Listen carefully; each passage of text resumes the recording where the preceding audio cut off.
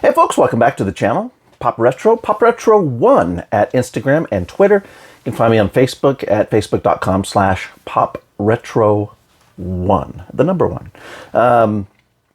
And also movie reviews at moviesanddrinks.com. I contribute over there if you'd like to read some of my reviews of movies. You can find it at moviesanddrinks.com. Wanted to take a few minutes here today to talk about a movie that I really enjoyed when I was, I believe, 12 or 13 years old. It came out in 1988, and it has just recently been released on Blu-ray and 4K UHD, of all things, and that is Dead Heat. Now, Dead Heat, gosh, stars Treat Williams and Joe Piscopo, and they're cops. It's a buddy cop movie, and I saw it described on the internet as such, a buddy cop action zombie comedy film. And it is true. It covers all of those things.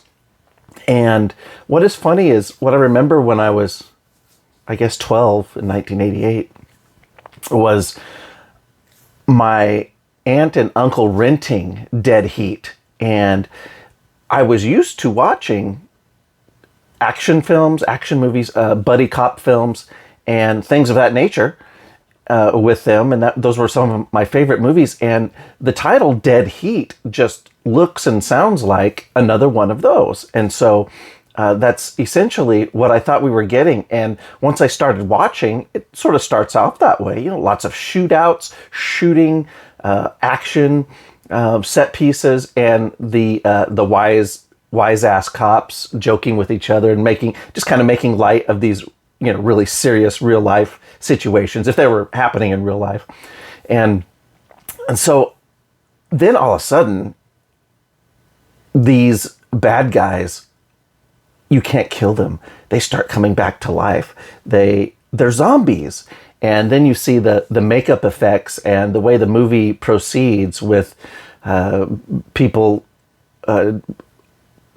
you assume they have died and they come back to life as zombies and you can't kill them. And it was really wild to me. I guess that's what I'm getting at. As a 12-year-old, I was just ready to go for this standard action cop movie. And then all of a sudden it just goes into that wild territory that just really kind of blew me away back then.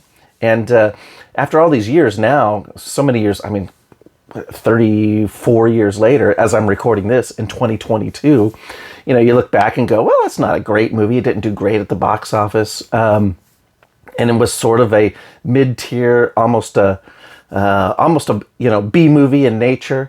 And but having watched it again recently on this really nice looking disc from Vinegar Syndrome, it's clear that, you know, yeah, that's something that I definitely would have watched back then and said, wow, this is awesome. This is great. So essentially, Treat Williams and Joe Piscopo, they're cops, and they're investigating these crimes, and they wind up at some scientific research outfit that are doing some shady things. And that's your first clue, you know, that okay, this is where all this weird horror sci-fi stuff must take place. They meet a woman who is essentially the public relations person at that place, at that firm, and then immediately you're just you're kicked into this action against the otherworldly, these monstrous looking creatures that are, you know, essentially human beings that have been messed with and researched on in these strange scientific ways. And so it just goes completely sideways right away. And they wind up teaming with this woman who works at the PR firm because she obviously doesn't know what's going on. And so she's like, oh man, I know too much. And you know, they wind up trying to solve this caper of what is going on. And that's really the gist of the movie. And it's just straight up action. I believe it's 83 minutes long, so it's not very long. And it's actually the perfect length for this sort of thing. So if you've never seen it, I would say you would probably watch it and go, it's all right. Or you may absolutely hate it if you hate kind of goofy 80s B-movie action movies. But if you love that sort of thing and you've never seen it, then definitely check this one out, because it's really well done on that level. As for, the comedy, I can see why I probably really liked it when I was 12, because the comedy is kind of silly, and it seems like Joe Piscopo's character is always trying to be funny with his one-liners, and they just come off as, it's like the jokes fall flat. It's like, okay, I bet you I thought these guys were the coolest thing when I was 12 years old watching this, because they're just such smartasses. And now watching it at 45 years old, I'm like, okay, yeah, those jokes, that joke didn't hit, that joke didn't hit. Okay, they're trying to be funny, but it's more kind of just, you groan because it's not very funny. But nonetheless, that's also part of the charm for a movie like this. The director is Mark Goldblatt. Now, if you recognize that name, it's because he's a prolific editor. He has edited like what feels like every one of my favorite movies from back in the day. He was the editor on, or worked on in some sort of editor capacity. Associate editor, second editor, mentor to the editors. That sort of thing.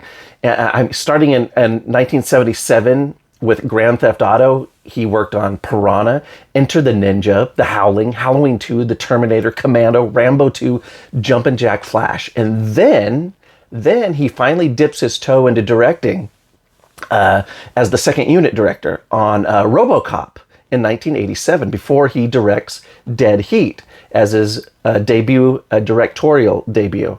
Then he follows that right up in 1989, directing the Punisher, the Dolph Lundgren Punisher movie. And then that's it. As far as I can tell, he doesn't direct ever again. He doesn't do any directing. He goes right back into editing. And just to name, this is just a few, okay, to add on to that list that I just gave you. Nightbreed, Predator 2, The Terminator 2, The Last Boy Scout, Universal Soldier, Tombstone, True Lies, Showgirls, The Rock, Armageddon, Starship Troopers, Bad Boys 2, X-Men: The Last Stand, and on and on and on. Clear up until 2018's Eli Roth remake of Death Wish, which is the last credit that I could find online for Mark Goldblatt. So a lot of, you can tell like an editor directed this movie too, because it is, I guess, the action set pieces really move. They're really cut together really well. And that's not to say that he was actually editing them, but he was the director. He was in charge. And a pro director in charge, well, then, he's probably going to get exactly what he wants.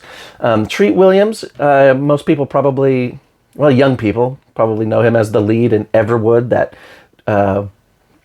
TV drama that aired back in the 00s. Treat Williams had 4 1988 released movies. He was also in Sweet Lies, Night of the Sharks, and The Third Solution, along with Dead Heat. So he had a busy 1988. Joe Piscopo, on the other hand, best known for Saturday Night Live. He was a cast member 1980 to 1984. He was also, in 1988, he did an episode of Star Trek The Next Generation, and that's the only other credit for him. In 88, between 84 and 86, he appeared in several movies, short films, did a couple of TV comedy specials, because he was a comedian, I think, stand-up comedian, along with his work on SNL. Things slowed down after that, though. After he did Dead Heat, his next credit wasn't until 1992, 4 years later, in the Chuck Norris movie Sidekicks. So there's one we need on Blu-ray, right? Up next, Lindsay Frost, who plays the character. She is the public relations person at the firm where they're reanimating the bodies. And so that's played by Lindsay Frost, and this was her first film after being a semi-regular on the soap opera As the World Turns. Her brother is Mark Frost, the co-creator of Twin Peaks. So after that, the assistant coroner character is played by another female actress Claire Kirkconnell, who I didn't know a lot about, and she was a little tougher to find some stuff on her online. She doesn't have a Wikipedia page, but what I did find was she was a regular. Her main claim was as a regular on the TV series The Paper Chase during the mid-'80s run of that show. It debuted in the late 70s on one of the broadcast networks and then came back on Showtime in the mid-'80s. And she was on those mid-'80s episodes as one of the characters.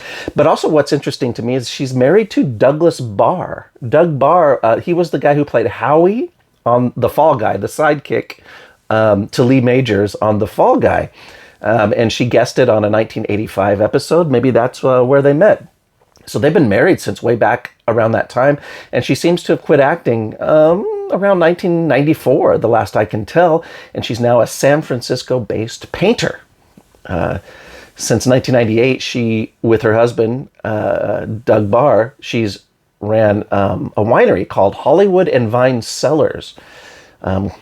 Described as a small, high-end wine producer in the Napa Valley. So they're probably well-known down there. She's a painter. They run a winery, and they're former Hollywood stars. And maybe they still do some stuff that I just wasn't able to track down. But in general, I imagine that probably takes up a lot of their time, and I imagine they're probably in their 60s or 70s by now, and the hustle and bustle of Hollywood is probably something that, they've been there and done that, and they've moved on with their lives. So a couple other notes about Dead Heat is, of course, what's really cool is that it is one of the final roles for Vincent Price. Vincent Price is in here, and he plays a small but very active role. He's very animated, not in the reanimated come back to life. I mean, just as an actor, he plays he's kind of one of the masterminds behind the evilness that is going on. So it's a perfect role for a guy known for his classic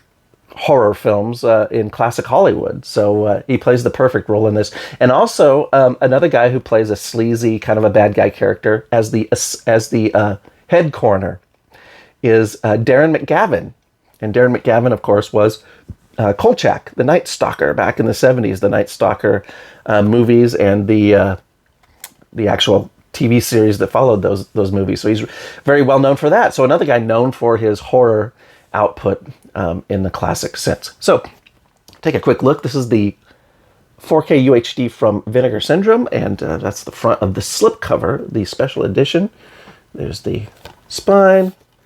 There's a look at the back. You can't keep a good cop dead. It was so fun. It was one of those memories. I guess it must have jarred me back then in '88 when I was 12, just because I was expecting just a typical buddy cop movie. And the title Dead Heat also sounds like it's going to be, I mean, that sounds like a typical cop movie, right? Oh, Dead Heat, pew, pew, pew. But it wound up being something a lot wilder. So there's a look at the cover, and that was the main VHS cover too. So I mean, there's a little sci-fi looking stuff, but if you're not really looking closely, it really does look like just a buddy cop or an action movie is what it looks like, and it wasn't really marketed.